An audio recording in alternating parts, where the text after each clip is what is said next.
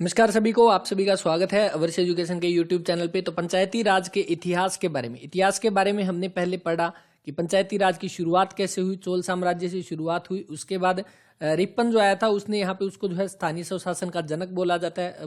भारत की स्वतंत्रता के बाद यहाँ पे जो है पंचायती राज से जुड़े हुए कार्यक्रम चलाए गए। उसके बाद पहली जो है बलवंत राय मेहता समिति जो उसकी शुरुआत की गई योजना आयोग प्लानिंग कमीशन के दौरान 1957 में यहाँ पे। और इसी के बाद इसी के अंतर्गत क्या है, 3 स्तरीय जो है पंचायती राज प्रणाली है, 3 टायर जो आपके पंचायती राज के वो यहाँ पे दिए गए थे। और ये हमने पहले पढ़ लिया, यानी कि बलवंत राय मेहता जो ये आपकी चली थी 1957 में आई थी, 1958 में रिपोर्ट पेश की थी। और इसी के अकॉर्डिंग 2 अक्टूबर 1959 को राजस्थान के नागौर से जो है आपकी शुरुआत की गई यहाँ पे पंचायती राज प्रणाली। और इसी के बाद कब, तो 11 अक्टूबर को जो है आपकी कहाँ पे, तो 1959 को कहाँ पे, आंध्र प्रदेश में जो है आपकी शुरुआत की गई। और यहाँ पे आर्टिकल कौन सा था, तो आर्टिकल आपका 40 था जो पंचायती राज के बारे में आपको बताता है, जो डीपीएसपी के अंतर्गत आता है राज्य के नीति निदेशक तत्व में। तो ये सारी चीजें हमने पिछली क्लास में डिस्कस की थी कि आपकी किसकी, तो कांग्रेस की सरकार थी। उसके बाद 1977 के आसपास यहाँ पे जो सरकार आती है किसकी, जनता पार्टी की सरकार आती है। और इस सरकार में आने के बाद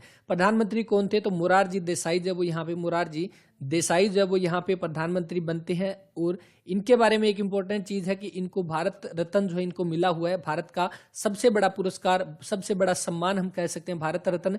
दूसरा पाकिस्तान का सबसे बड़ा हम कह सकते हैं, पाकिस्तान का सबसे बड़ा सम्मान जो है कौन सा, निशान ए पाकिस्तान। अपने भारत रत्न है, वैसे वहां पे निशान ए पाकिस्तान नाम का जो है एक सम्मान दिया जाता है। तो ये दोनों प्राप्त करने वाला व्यक्ति कौन, एकमात्र मोरारजी देसाई जनता पार्टी की सरकार में यहाँ पे पीएम बनते हैं। और इसी में आने के बाद यहाँ पे जो है, क्योंकि दूसरी पार्टी यहाँ पे बन गई, इन्होंने जो है कुछ यहाँ पे कह सकते हैं सुधार करने के लिए बलवंत राय मेहता समिति जो है इनमें कि इनमें कुछ कमियां हैं, तो इसी को क्योंकि 20 साल हो गए तो इसको चलते हुए, यानी कि इसी 20 साल के बाद जो है एक नई कमेटी जो है नई बनाई गई समिति, जो कि कब, दिसंबर 1977 में बनाई गई अशोक मेहता की अध्यक्षता में।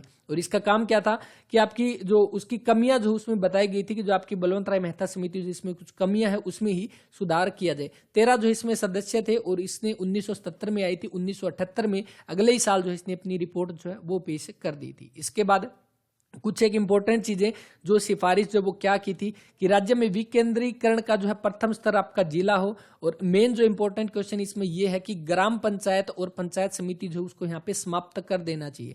ग्राम पंचायत पंचायत समिति को समाप्त कर देना चाहिए, यानी कि जो 3 स्तरीय प्रणाली जो है, यानी कि जो 3 टायर जो है उसको यहाँ पे खत्म करके कितने 2 टायर जो वो यहाँ पे बनाए जाने चाहिए। यानी कि जो पंचायत समिति और ग्राम पंचायत और पंचायत समिति है, इसकी जगह पे किसका, तो मंडल पंचायत जो है, इसकी जगह पे किसका, तो मंडल पंचायत जो इसका गठन किया जाना चाहिए, जो यहाँ पे बताया गया। जिला स्तर के नीचे आपका मंडल पंचायत का गठन किया जाना चाहिए। ग्राम पंचायत को इसने जो है यहाँ पे खत्म करने का जो है वो प्रस्ताव जो है वो यहाँ पे दिया था।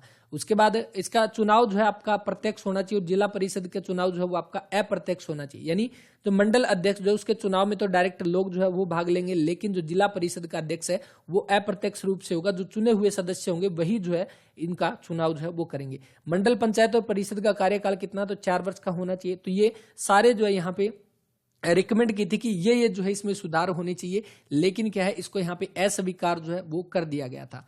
अब इसमें मेन अपना इंपॉर्टेंट क्या है, देखिए जनता सरकार की पार्टी में बिल्कुल 1978 में रिपोर्ट दे दी थी। 3 टायर जो थे उसकी जगह पे 2 टायर जो वो बताए गए थे। और दोनों टायर कौन से, तो जिला स्तर पर जिला परिषद और जो निम्न स्तर है वहां पे मंडल पंचायत जो है उसका जिक्र होना चाहिए। अब ये क्यों इंपॉर्टेंट है, क्योंकि अभी ग्राम सचिव का जो एग्जाम हुआ था और जो कैंसिल हुआ था उसमें आपका जो है ये वाला क्वेश्चन यहाँ पे पूछा गया था कि जो निम्न स्तर पर जो है किसका यहाँ पे अशोक मेहता समिति जो है, अशोक मेहता समिति ने किसको रेकमेंड किया था निम्न स्तर पे, तो आपका मंडल पंचायत जो उसका राइट आंसर था। तो ये इसलिए इंपॉर्टेंट हो जाएगा। और इसने क्या है, ग्राम पंचायत जो उसको यहाँ पे समाप्त करने की जो वो अनुशंसा जो है वो की थी। अब यहाँ पे 1977 में जनता पार्टी की सरकार के बाद मोरारजी देसाई के बाद जो आपके यहाँ पे पीएम बने थे वो चौधरी चरण सिंह बने थे। लेकिन उसके बाद दोबारा से 1980 में जो आपकी सरकार आ जाती है किसकी, कांग्रेस की, और प्रधानमंत्री बन जाती है कौन, इंदिरा गांधी यहाँ पे।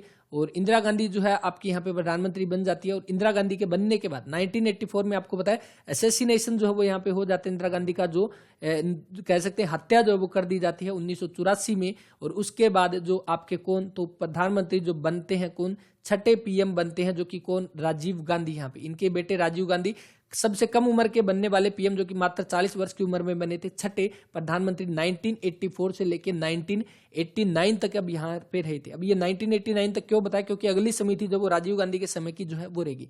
दांतेवाला समिति 1978 कोई इंपॉर्टेंट नहीं है, और बाकी बस इसको याद रख लेना। बाकी इसी के अंतर्गत आपकी जो है एक 1972 में जो एक समिति जो उसका गठन किया गया, जिसका था मांडू सिंह मलिक समिति, जो पंचायती राज में सुधार करने के लिए हरियाणा सरकार ने जो है वो बनाई थी। हरियाणा सरकार ने एक समिति बनाई थी पंचायती राज में सुधार करने के लिए, जिसका नाम क्या था, तो मांडू सिंह मलिक समिति। मांडू सिंह मलिक समिति जो है इसका यहाँ पे गठन जो है वो किया गया था, लेकिन इसको अलग से हम बात करेंगे जब हरियाणा के पंचायती राज की यहाँ पे जब हम बात करेंगे। उसके बाद GVK राव समिति, या जिसको कहीं पे आपका PVK राव भी समिति भी मिल सकता है, 1985 में आई थी, और रिपोर्ट कब पेश की, तो अगले ही साल 1986 में जो है यहाँ पे रिपोर्ट जो है वो पेश कर दी थी। ये इंपॉर्टेंट हो जाएगा, क्यों, क्योंकि इसके अंतर्गत क्या है, जो आपके पहले बलवंत राय मेहता समिति जो थी उसने कितनी 3 स्तरीय प्रणाली बताई थी। उसके बाद क्या है, अब ये याद कैसे रखोगे, देखिए एक तो आपका कौन सा बलवंत राय मेहता समिति जो है, उसके बाद अशोक मेहता समिति, और ये PVK राव समिति, PVK राव समिति जो है ये हो गई। अब देखिए बलवंत राय मेहता कितने यहाँ पे है, तो 3 लेटर है, तो इसने त्रिस्तरीय जो है वो यहाँ पे जो त्रिस्तरीय पंचायती राज प्रणाली के बारे में बताया था। अशोक मेहता में A, M और M 2 है, यानी कि द्विस्तरीय हम कह सकते हैं, 2 सत्र जो थे इसके अंतर्गत। और यहाँ पे देखिए PVK राव, यानी कि 4 लेटर है, तो 4 स्तरीय जो है पंचायती राज प्रणाली का सुझाव देने का काम किया था यहाँ पे PVK राय समिति, जो कि 1985 में यहाँ पे आई थी, और रिपोर्ट कब पेश की, अगले ही साल 1986 में जब वो यहाँ पे रिपोर्ट जो है वो पेश कर दी थी। अब चारों स्तर कौन कौन से थे, तो हमने इसके बारे में पढ़ा बलवंत राय मेहता में कि ग्राम जो आपकी पंचायत होनी चाहिए, और उसके बाद जिला परिषद, और आपके ये तीनों के तीनों स्तर पढ़े थे, जिसमें आपका क्या है जो खंड जो हम कह सकते हैं मंडल स्तर पर या बीच का जो स्तर है वो पंचायत समिति, तो ये 3 आपके इसके थे। दूसरे अशोक मेहता समिति में मंडल पंचायत और जिला परिषद के बारे में पढ़ चुके हैं। अब PVK राय समिति जो है इसके अंतर्गत क्या है, ग्राम स्तर पर जो ग्राम सभा होनी चाहिए, मंडल स्तर पर मंडल पंचायत यहाँ पे, और जिला स्तर पर जिला परिषद, और राज्य स्तर पर राज्य विकास परिषद। ये 4 जो है यहाँ पे सुझाव जो है इनके बारे में दिया था। ये एक तो ये इंपॉर्टेंट हो जाएगा 4 स्तरीय। दूसरा एक इंपॉर्टेंट और कौन सा इसमें, कि जो आपका नियमित चुनाव जो है, नियमित चुनाव के बारे में अगर पूछ ले किस समिति के अंतर्गत था, तो वो आपका PVK राव समिति या GVK राव समिति के अंतर्गत है। और तीसरा इंपॉर्टेंट कौन सा, SC ST और महिलाओं का जो है आपका आरक्षण से जुड़ा हुआ भी अगर पूछ ले, वो किसके अंदर रिकमेंड हुआ था, तो वो राव समिति के अंतर्गत जो है वो हुआ था। ये आरक्षण अगर वैसे पूछ ले, वो हम आर्टिकल में भी आगे बात करेंगे, तो 243D के अंतर्गत जो है आपका आरक्षण के बारे में जो है वो जिक्र किया गया है। ये हो गया। अब एक इंपॉर्टेंट चीज जो है हमें यहाँ पे ध्यान रखनी है, क्योंकि आपके जो कौन कौन सी समितियां जो वो किससे जुड़ी हुई है, इसको याद रखने के लिए हमें एक फॉर्मूला जो है वो याद रखते हैं। कौन सा, BA पास 73, तो ये याद रख सकते हैं, BA पास 73। अब इसमें क्या है, ये कैसे याद रखेगा कि ये सारी की सारी चीज किससे जुड़ी हुई है, तो पंचायती राज से यहाँ पे जुड़ी हुई है।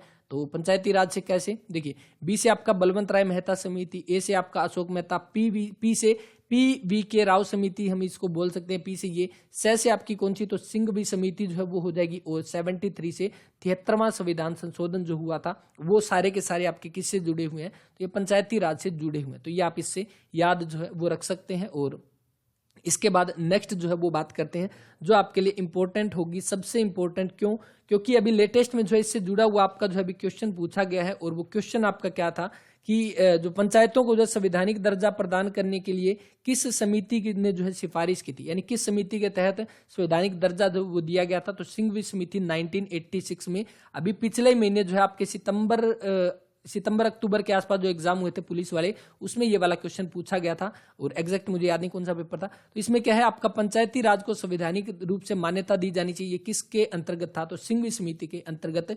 1986 में यहाँ पे, तो ये इंपॉर्टेंट हो जाएगा। उसके बाद न्याय पंचायत की जो स्थापना की जाए, ये भी सिंघवी समिति में दिया गया था। और ग्राम पंचायत को यानी आर्थिक संसाधन, यानी कि हम कह सकते हैं एक तरह से आर्थिक संसाधन जो उपलब्ध करवाए जाए, ताकि गांव की जो है यहाँ पे ज्यादा से ज्यादा डेवलपमेंट जो है वो यहाँ पे हो सके। ग्राम पंचायत को ज्यादा व्यवहारिक बनाने के लिए गांव का पुनर्गठन किया जाना चाहिए, और ग्राम सभा की महत्ता पर जो है वो जोर देना चाहिए। ग्राम सभा, सबसे पहले ग्राम सभा के बारे में बात कर लेते हैं थोड़ी सी। ग्राम सभा ग्राम सभा का सदस्य बनने के लिए जो कितनी उम्र होनी चाहिए, तो ग्राम सभा का सदस्य बनने के लिए न्यूनतम कितनी, तो 18 वर्ष जो उम्र होनी चाहिए। अब यहाँ पे दो चीज है, दोनों में यहाँ पे कंफ्यूजन नहीं होना। एक तो पंचायत के चुनाव के लिए यहाँ पे जो कितनी उम्र होनी चाहिए, तो वो तो आपकी 21 वर्ष है, चुनाव लड़ने के लिए कितनी 21 वर्ष रहेगी। लेकिन ग्राम सभा का सदस्य के लिए 18 वर्ष, क्योंकि ग्राम सभा का सदस्य कौन है, तो जिस व्यक्ति का नाम जो है आपका वोटर लिस्ट में जो है, जिस व्यक्ति का नाम यहाँ पे जो है वोटर लिस्ट में नाम है, वो जो है ग्राम सभा का मेंबर है। यानी जो यहाँ पे वोट डालने का अधिकार रखता है वो आपका ग्राम सभा का मेंबर भी ऑटोमेटिक यहाँ पे हो जाएगा। तो 18 वर्ष जो है यहाँ पे ग्राम सभा का सदस्य बनने की। और पंचायत का चुनाव के लिए, सरपंच के लिए जो हम कह सकते हैं न्यूनतम एज कितनी, तो 21 वर्ष जो वो आपकी रिक्वायरमेंट होती है।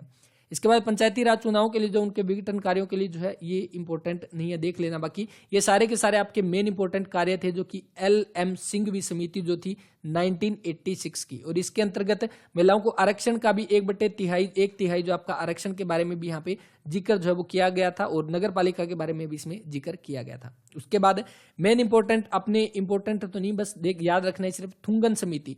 थुंगन समिति जो है आपकी कब, तो 1988 में यहाँ पे जो आई थी, और अगले साल 1989 में जो इसने यहाँ पे रिपोर्ट जब वो पेश की थी।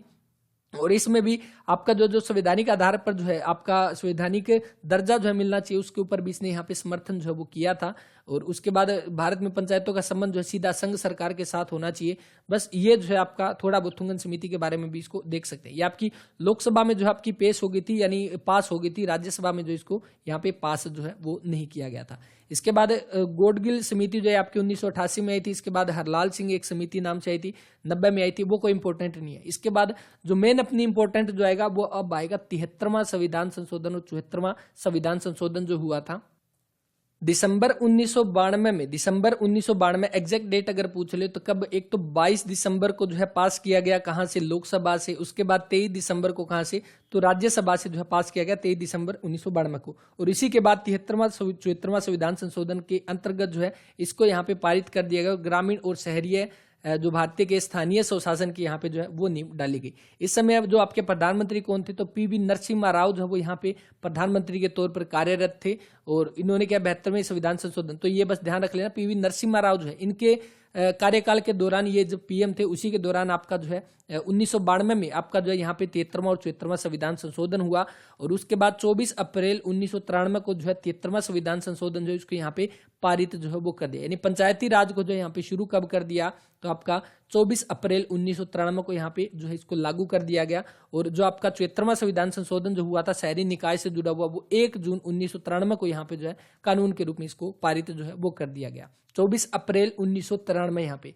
अब इसमें आपको मेन जो है वो याद रखने वाली चीज जो वो क्या है कि 24 अप्रैल को आपका शुरू हुआ पंचायती राज, इसीलिए 24 अप्रैल को जो है आपका कौन सा दिवस मनाया जाता है, तो राष्ट्रीय पंचायती राज दिवस, राष्ट्रीय पंचायती राज दिवस के रूप में जो इसको मनाया जाता है। अब ये पंचायती राज दिवस के रूप में तो मनाया जाता है, क्या उसको कब से शुरू किया गया, 1993 को जब शुरू हुआ तभी से शुरू कर दिया, तो बिल्कुल नहीं।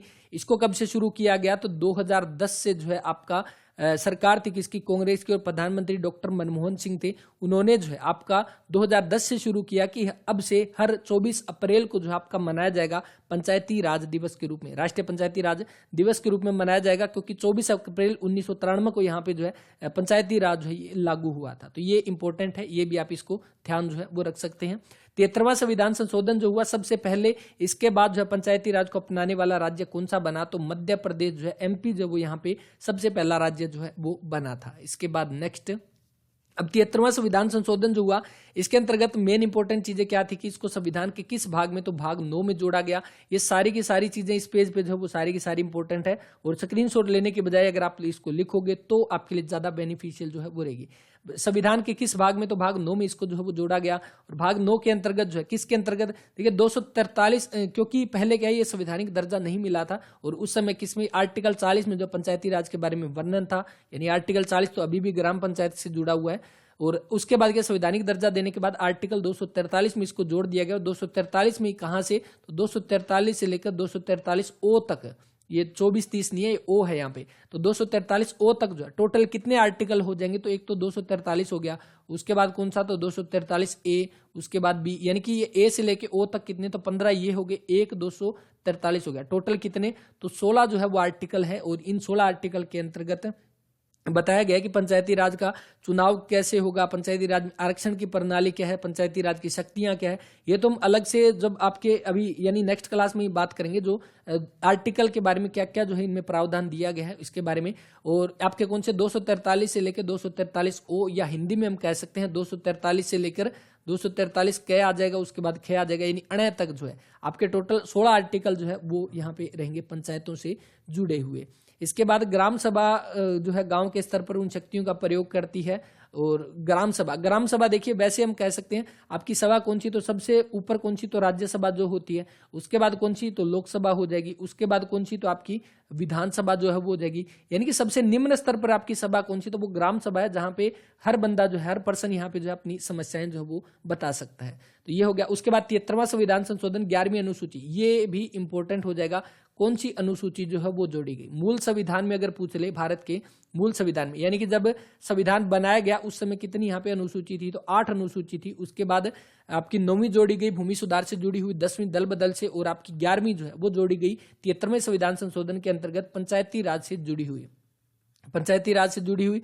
और उसके बाद 12वीं जो है अभी प्रेजेंट टाइम में कितनी, तो 12 है। 12वीं आपकी जो 74वां संविधान संशोधन जो हुआ था उसके अंतर्गत यहाँ पे जो शहरी निकाय से जुड़ी हुई है 74वीं। तो अगर ये पूछ ले किस अनुसूची में है, तो आपकी 11वीं अनुसूची में 73वें संविधान संशोधन के अंतर्गत कुल कितने विषय, तो यहाँ पे 29 विषय जो है वो यहाँ पे इसमें जोड़े गए हैं। 29 विषय में मतलब क्या है 29 विषयों का, कि पंचायती राज जो है यानी पंचायत जो प्रणाली शुरू होगी इसके अंतर्गत क्या क्या जो है वो काम किए जाएंगे। जैसे गांव के अंदर आपकी जो है आपकी समाज सेवा, चिकित्सा का जो कार्य है, सिंचाई जो है वो क्या होगी, इसके अलावा जल की जो है, जल की हम कह सकते हैं समस्या जो है वो दूर करना, यानी कि जल का जो पूरा जो है एक प्रोजेक्ट बनाना, वो सारी की सारी चीजें ये 29 विषयों में आएगी। जो जल का संरक्षण करना, सामाजिक कार्य करना, ये सारे के सारे आपके स्वास्थ्य विभाग, तो ये टोटल 29 विषय है जिसका प्रावधान दिया गया है आपके 11वीं अनुसूची में 73वें संविधान संशोधन के अंतर्गत जो जोड़ी गई थी, जो पंचायती राज से जुड़ी हुई है। तो ये इंपॉर्टेंट इसमें हो जाएगा। इसके बाद नेक्स्ट, पंचायत की सभी सीटों का जो पंचायत की निर्वाचन क्षेत्र के आपके जो है निर्वाचन व्यक्तियों से भरा जाएगा। और बस ये चीज इसमें दी गई है। बाकी आर्टिकल जो है 243 घ जो है ये किसके अंतर्गत है, 243 घ जिसको बोल सकते हैं, या 243 डी जिसको बोल सकते हैं। इसके अंतर्गत क्या है, आरक्षण के बारे में, रिजर्वेशन के बारे में जो इसके अंतर्गत बताया गया है। और महिलाओं को कितना, तो आपका 1/3 आरक्षण से जो वो कम नहीं होगा, ये किस में, तो आर्टिकल 243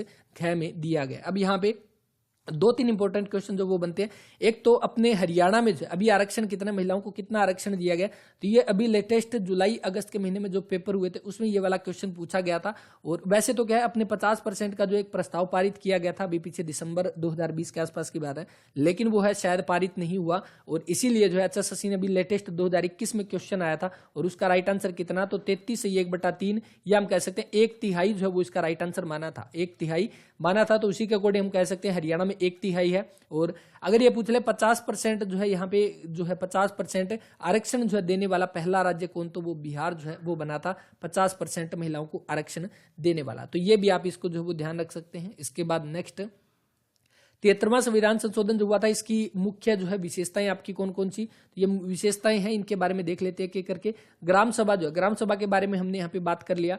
और उसके बाद पंचायतों का गठन, तो यहाँ पे पहली बात तो ये ग्राम सभा की बैठक जो वो साल में कितनी होती है, कमेंट करके बताना, ये क्वेश्चन आपके लिए हो जाएगा। दूसरा, पंचायत जो है किस विषय किस सूची में आता है, तो सूची आपको पता है 3 सूची है। एक तो आपकी यूनियन लिस्ट हम कह सकते हैं, संघ सूची हो जाएगी। दूसरी कौन सी, तो आपकी राज्य सूची जिसको स्टेट लिस्ट बोलते हैं। तीसरी कनकरेंट या जिसको समवर्ती सूची जो है वो बोलते हैं। यानी कि सूचियों का क्या मतलब है कि ये कार्य जो है किसके अंतर्गत आते हैं। जैसे संघ सूची, कोई भी जो राज्य के अंतर्गत, जो सेंटर के अंतर्गत कार्य आते हैं वो आपके संघ सूची में आते हैं। और पंचायत किसके अंतर्गत आता है, तो वो राज्य सूची का जो राज्य सूची का जो है विषय, या कह सकते हैं स्टेट लिस्ट का जो है एक स्टेट लिस्ट में आता है। तो ये ध्यान रखना, ये एग्जाम में पूछा जा सकता है पंचायत से जुड़ा हुआ।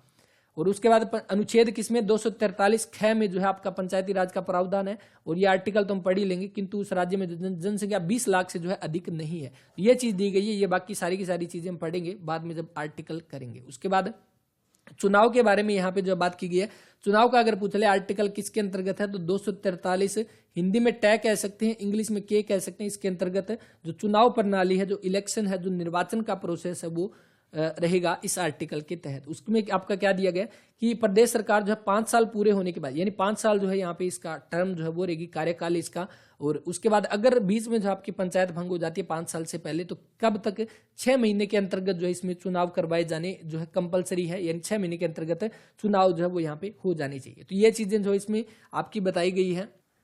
इसके बाद नेक्स्ट अगर हम देखें आरक्षण के बारे में हमने बात किया, जो महिलाओं को 1/3 से कम जो है यहाँ पे आरक्षण जो वो नहीं होना चाहिए।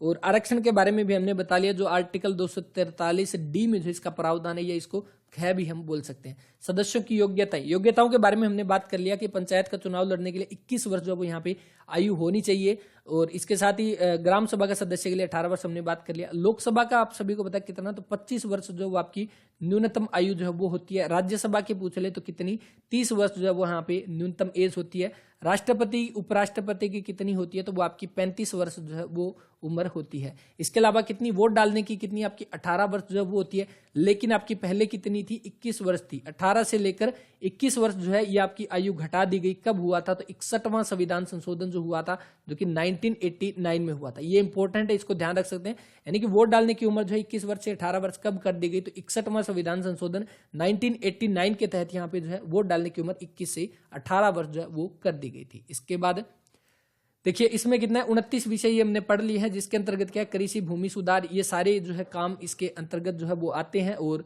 ये आपका किसका, तो राज्य सूची का विषय, ये भी हमने बात कर लिया, पंचायत जो है वो रहेगा। इसके बाद पंचायत का कार्यकाल के बारे में हमने बात किया, कितना 5 वर्ष जो है वो रहेगा। और कार्यकाल के बारे में अगर पूछ ले किस आर्टिकल में है, तो आर्टिकल 243E में जो है आपका दिया गया है पंचायतों के कार्यकाल के बारे में। 5 वर्ष जो है टाइम, और अगर पहले भंग हो जाए तो 6 महीने के भीतर चुनाव जो है वो करवा लेना चाहिए। तो ये आज की क्लास में कुछ इंपॉर्टेंट हमने जो है पॉइंट किए थे। बाकी 74वें संविधान संशोधन के बारे में भी हम बात करेंगे। तो ये आज की क्लास में कुछ एक इंपॉर्टेंट पॉइंट थे, और आई थिंक आपके सारे के सारे यहाँ पे जो कंसेप्ट है वो क्लियर हो भी गए होंगे, और इंपॉर्टेंट क्वेश्चन जो है वो आपने नोट भी कर लिए होंगे। इसके आगे नेक्स्ट हम बात करेंगे, अब जो है आपके 243 को आराम से हम पढ़ेंगे किस किस तरह से याद रख सकते हैं। 243 के जितने अनुच्छेद है, उसके बाद आपके पंचायती राज से जुड़ी हुई धारा भी हम यहाँ पे करेंगे, धारा को कैसे याद करेंगे। और साथ ही अब नेक्स्ट क्लास से क्या करेंगे, हरियाणा से जुड़े हुए क्वेश्चन भी हम साथ में कवर करेंगे। जैसे आपके क्वेश्चन अगर बन सकते हैं कि जैसे पंचायत के बारे में, किस पंचायत को कौन सा पुरस्कार जो है दिया गया, प्रथम स्वच्छ ग्राम पंचायत जो है वो आपकी कौन सी हो जाएगी, प्रथम ग्राम सचिवालय कौन सा है। तो इस तरह के जो इंपॉर्टेंट हरियाणा से जुड़े हुए क्वेश्चन भी हम साथ में करते चलेंगे, ताकि जो है आपके साथ साथ में पंचायती राज भी कवर होता जाए, और साथ में हरियाणा से जुड़े हुए क्वेश्चन भी यहाँ पे कवर हो जाए। तो इस क्लास में इतना ही, और क्लास के बारे में अपना रिव्यू जरूर दें, और पीछे की क्लास भी आप देख लेना, उसके लिए प्लेलिस्ट जो बनी हुई है। और इससे पहले वाला पार्ट जो था, उसके बाद इस पार्ट को हमने नेक्स्ट कंटिन्यू किया था, और इसके बाद नेक्स्ट पार्ट यहाँ पे जो कंटिन्यू करेंगे। इसके साथ ही दूसरी क्लास यहाँ पे पेपर सोल्यूशन जो वो चल रहा है, उसको भी आप यहाँ पे देख सकते हैं। पेपर सोल्यूशन से ये फायदा है कि सारी चीजें आपकी यहाँ पे जो है कवर हो जाएगी। इसमें आपके सारे के सारे सब्जेक्ट एक साथ, जैसे जीके का किस किस तरह का HSSC जो है पैटर्न पूछ रही है वो चीज, और इसके साथ ही आपका मैथ और रीजनिंग जो है वो साथ में कवर हो जाएगी, हिंदी और इंग्लिश। तो उसमें ये बेनिफिट है कि आपके एक साथ सारे के सारे सब्जेक्ट जो है वो कवर हो जाएंगे, और साथ ही आपको ये पता चलेगा HSSC भी लेटेस्ट में पूछ क्या रही है। तो वो भी इंपॉर्टेंट क्लास है, उसकी भी अलग से प्लेलिस्ट बनी हुई है, वो भी जाकर वहां से देख सकते हैं। लगभग आपके 20+ पेपर जो है वो हमने कवर कर लिए हैं HSSC के भी लेटेस्ट में जो भी हुए हैं। तो इस क्लास में इतना ही, और क्लास के बारे में अपना रिव्यू जरूर दें। क्लास अगर अच्छी लगी है तो इसको लाइक जरूर करें, और अपने दोस्तों के साथ शेयर करें। मिलते हैं नेक्स्ट क्लास में, तब तक के लिए अपना ख्याल रखें, पढ़ते रहें। जय हिंद, जय भारत।